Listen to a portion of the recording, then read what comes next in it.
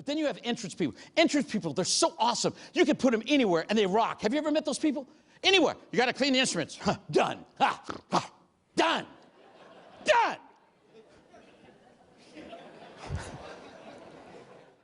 Entrance people in an office spend 80% of their energy dragging exit people to where they're supposed to be every single day.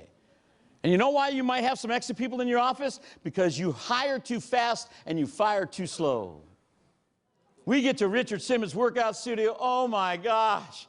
I was exit, man. I didn't want to be there, man. If you don't want to be someplace, it's like peanut butter. You spread your misery everywhere. How many of you? I didn't want to be there. My wife, she was entrance. Boom, entrance. Ready. Exit people, they don't know what their job is when they come to work. Man, was I an exit person or an entrance person? Exit, man. It took me 6 hours to get out of the car. My wife, she gets out of the car. She's entrance. She wants to be there. She's rocking. She's got the passion going on. She gets to the gym. Did my wife go to the front of the gym or the back of the gym? Front, man. Did I go to the front or back? No, front. She dragged me all the way there. You can see my heel marks.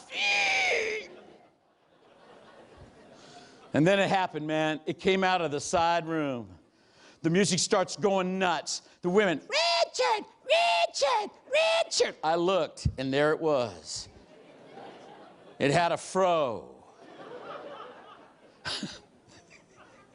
Little shorty shorts. It had a wife beater t-shirt with sequins that went, dance with me. I'm freaking out. I can't find a crack to fall into. I'm looking for the exit. It's at the front of the gym. Oh, man. And I don't know how it happened, but to this day, I'm standing there. I want to go. I'm feeling terrible. I want to mad. I'm angry. And to this day, I look up, and there's Richard right here. How many of you know this was going to be a life-changing experience? He goes, I want you to know something. Your negative attitude is bringing everybody down in this room. If you're going to stay here, you need to work it, sir. And he grabbed my arms and he went, work it, work it, work it, work it. I'm like freaking out. I go, Richard, you got it, man. I'm starting doing the pony. Let's do it. Let's do it. The women are forming a giant circle. Go, Gary, go, Gary, go. Go, Gary, go. I'm dancing with Richard. Yes, do it. Let's do it. Let's do it. Ah, ah, ah, ah. Come on! I walked up to this guy. I said, I got to ask you a question. He said, what? I go, why are you so happy? He goes, I'm celebrating, just smiling. Big man. He was a big man. Huge. He smiled. I go, why? Is it your birthday? He goes, no, no, no. I go, is it your anniversary? He goes, no. I go, why are you so happy? He goes, I'm celebrating. I just lost my first 100 pounds.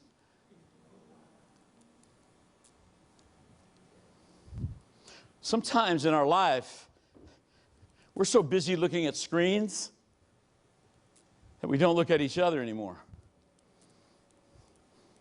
See, we look at people just long enough to see what needs to change. How come we don't look at them long enough to recognize the change that's already taken place and celebrate it? Right now, I want to just say this to every one of you. Thank you. Thank you for doing what a lot of people can't do. And you know what you do? You know what you guys do? I'll tell you what, ladies, you know what you do? You change people's lives. You know why? Because for a lot of people, they will never smile until you give them one. Thank you for the years that you put into school and university. Thank you for the sacrifice that you made so that somebody could walk into your office and walk out maybe with no pain. Thank you. Thank you, sir. Thank you for taking the time for that person that walked in and never smiled in one photo. And you, because of you and your team, you loved on them so much, they walked out there a different human being. Can I tell you, the thing that takes the most time at getting people to do the thing that they love the most is the fear that they face every single day that they might what? They might fail. Every single person has a fear. Let me be transparent with you. My passion, believe it or not, my passion, I ask people all the time, what do you think Gary Zelesky's passion is? And a guy said, talking. Talking's your passion. I said, no, talking is not my passion. Speaking is my passion. Somebody says, what's the difference between talking and speaking? A check.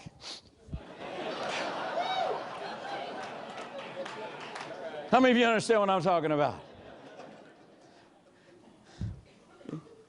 My greatest fear, think about it. My greatest fear, rejection. My stepfather, who was an alcoholic, told me my whole life that you're stupid, dumb, and ignorant, and that you'll never amount to anything. My whole life, people told me what I would never be, what I could never do. My stepfather would say to me over and over again, your mouth is going to get you in trouble someday. Your mouth. I was told over and over again, shut up, just shut up, shut your mouth. My whole life. And so my life was one of what? No acceptance, but a lot of what? Rejection. So think of it. My passion is to speak, but my greatest fear is what? Rejection. What's your greatest fear? How many of you know that sometimes it's great to have high expectation, but how many of you know your gratitude has always got to be higher than your expectation? Have you noticed that the older we get, the higher our gratitude is and the lower our expectation? Can I tell you, sometimes our level of gratitude has got to get higher than our expectation. Can I tell you this? Check this out. If I wake up in the morning and I'm vertical, I believe I'm having the best day of my life. I'm serious. Look at me. Do any of you know what it's like getting up in the morning, standing on your tippy toes so you can shave? Do you have any idea? Some of you, I'm serious. Here I am. I feel like I'm walking around. We are the Lollipop Twins. I'm serious. Our expectation is so high. Our gratitude is so low sometimes. I want to show you a video. The video I'm about to show you is a guy who makes a living by delivering bricks. That's what he does. He delivers bricks. In fact, he's paid per brick. This is what he does every single day to make a living for his family.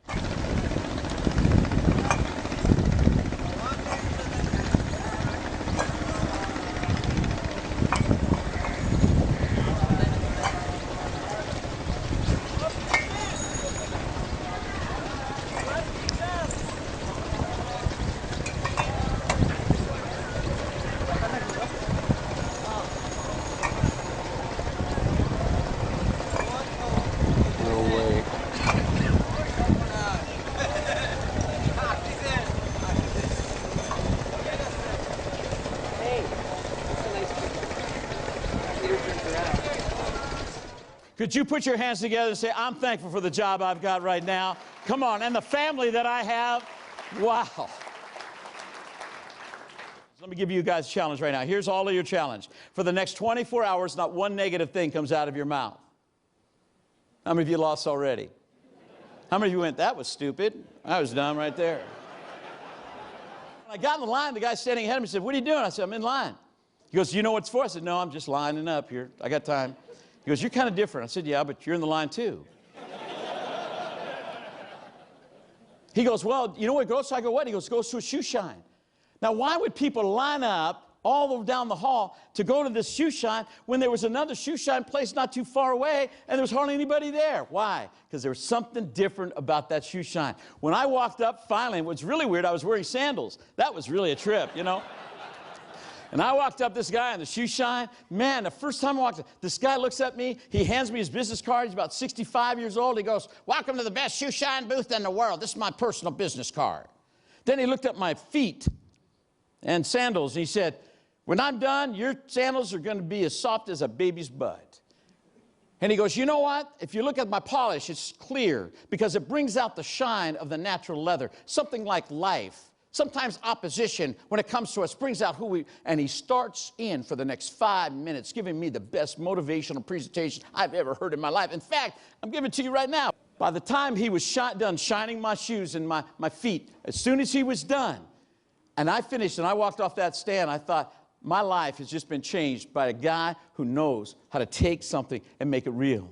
Question, was shining shoes his passion? Did he wake up every morning and go, honey, I got some soul, man. I can't wait, man. I can't wait to go shine shoes. I don't know. Maybe it was. But I have a feeling shining shoes was not his passion. What do you think his passion was? Anybody know? What do you think? How about people, right? How about this? If people was his passion, that means he took his passion to his position and changed his position. Did I tip him? You better believe it, man. Did I tip him for my sandals? No. I tipped him for the information. I tipped him for the what? the passion.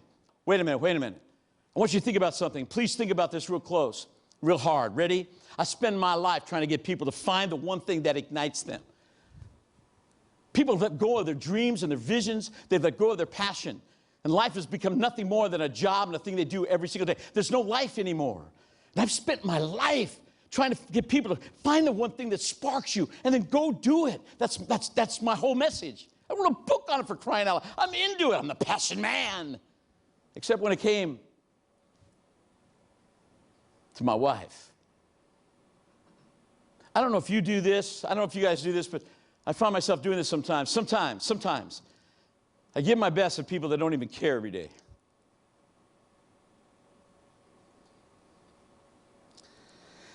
And I find sometimes that I serve my emotional leftovers to my family at the end of the day. When my father passed away and I looked into his eyes, he wasn't going, I wish the house would have been bigger. I wish the pool would have been nicer. But my father, before he went to eternity, what he was simply saying is this: I wish I would have hugged you more. I wish I would have loved you more. I wish I would have known the passion that was burning inside of you. If that's important at the time of death, how much more is important while we're alive? This has been a dream come true. Speaking for the Seattle Study Club, this has been amazing. Please stay amazing. Thank you.